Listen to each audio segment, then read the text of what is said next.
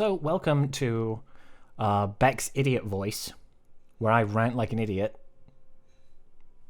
Simple. And I want to talk about the bird curse from RWBY. You know the bird curse from RWBY,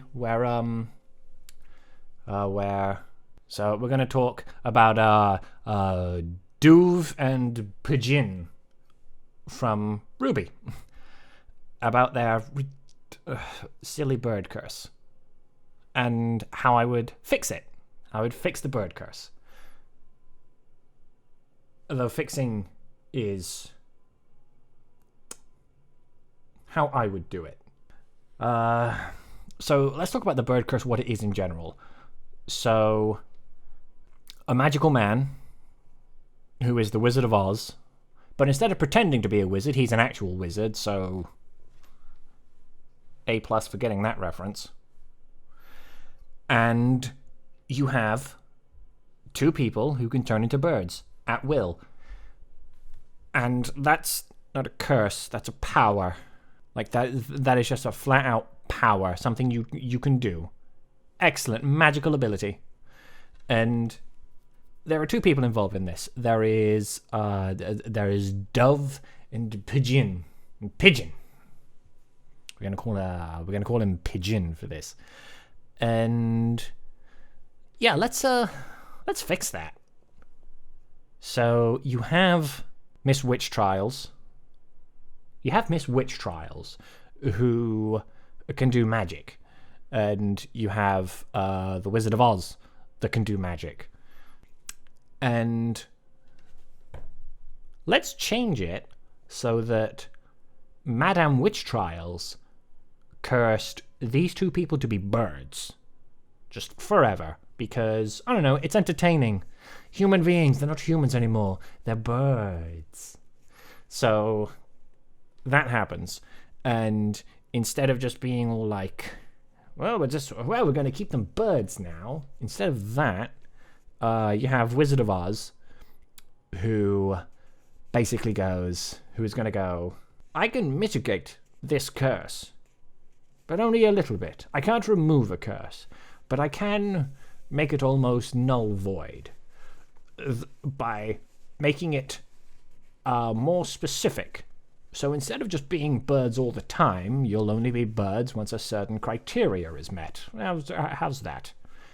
And the problem is, the nature of curses is that it has to be something malicious.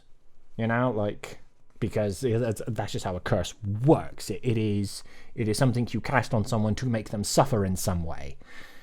And there's a lot of interesting criteria you can go through. What I think would be interesting for like character development and stuff would be that they are only birds when they are around people they love. Don't go yet. So, the curse has ultimately changed them. It has made these two people so that they are only birds when they are around people they love. And because this is effective on two people, you can apply it in two different ways. You can apply the knock-on effects in two different ways. The first one, which is the second one we meet, but it's the first one we're going to explore, is Dove. He's Duve. And as a response to this, she doesn't want to be bird. She just doesn't want to be bird ever. So she distances herself from everybody, from her partner, from the father of her children, from her children, every friend she's ever had. She is very distant. She's practically a sociopath. And the one time we see her as a bird is when she kind of comes to grips. There's a part in one of the later seasons, I think it was the last season I actually watched, where Robolox was looking for her mother, and her mother is Dove, this lady that turns into a bird when she's around a person she loves. And she isn't around Robolox. And when she explains the curse, Robolox is like, hey, wait a second. I'm your own flesh and blood. I'm your dang nabbit daughter. Why aren't you Birdie McBirdpants around me? And then she explains, well, dear, it's because I just don't love you. No, I do not. And then maybe the climax of that, like the arc, could be that Robolox spends time around Dove's bandit camp. Because, Dove is a bandit for reasons. I forget what the reasons are. I think she just likes to be rebellious. And we spend most of the season there instead of whatever the hell Robolox was doing during that season.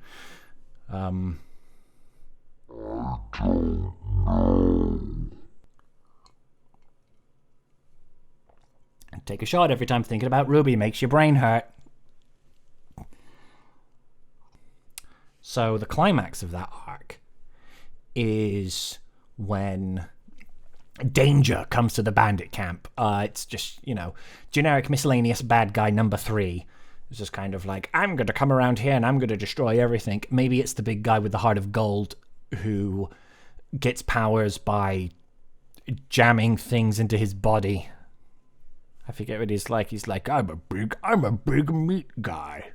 And I'm really kind, and I don't like logic. Because he doesn't. I remember that about him. I remember him being just, so silly. Maybe he turns up and wrecks the place. And Robolox cares more about the bandits, despite them being bandits, than Dove does. And I think that's where Dove realizes, well, maybe there's some importance to being connected to people, to having these connections of love, of camaraderie, of companionship, of all the nice things in life. Take a drink every time thinking about life makes your brain hurt. And yeah, maybe that can end with Dove's death, because maybe when Dove joins the fight, boom, she turns into a bird. Because maybe she experiences a platonic love, because that would be interesting. Go all like Frozen on that. So Dove experiences a platonic love where she is trying to save the bandit camp from anti-logic guy, and she dies in the process. She saves the bandit camp, but she dies in the process. The arc happens, it comes to a climax, and it has a bittersweet end to it. That is Dove. So let's talk about how it would affect Pigeon. Okay, so Pigeon is the opposite end of that spectrum. Although Pigeon also does not like being a bird, he does not like the bird curse, he operates in spite of it. Not necessarily because of it, but he spends a lot of time being a bird because he can just keep track on so many people he loves because of that, and it's like his heart is the reason it makes that all this is made strong. Also, on the subject of Pigeon, his spaghetti genkai is bad luck, and narratively he sleeps around a lot. And if bad luck is your spaghetti genkai, you shouldn't be sleeping around. Birth control might as well just not exist in that case. Actually, on the subject of him sleeping around, that could also be why he sleeps around. Like, he yearns for long-term companionship, but he doesn't get close to a lot of the women in his life because of his birdness. Because then one day he's just going to wake up and it's like, oh, I'm a bird in my bed. I'm a pigeon now. And then he flies out the window, or he flies into the window. Birds are stupid. Anyway, so his arc takes him to always fighting for the people he loves, but he can never truly meet. because otherwise he'll be like, oh, bird, and then they're going to know I'm a bird. Or maybe they do know he's a bird. I think that would be really interesting. I think it would be interesting if someone like Red Riding By was just like totally into the idea because she's, really peppy and open-minded, and she's like, oh yeah, this is my uncle, he's a pigeon.